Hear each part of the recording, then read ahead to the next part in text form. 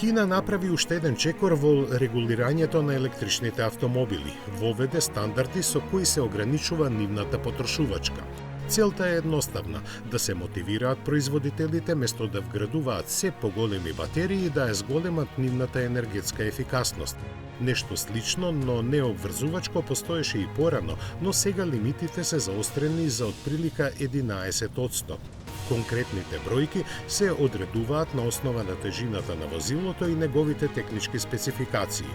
Со овие мерки властите очекуваат дека автономијата на возилата би се зголемила за 7% без промена на капацитетот на батериите. Стандардите за ограничување на потрошувачката на струја важат за сите новопроизведени електрични автомобили.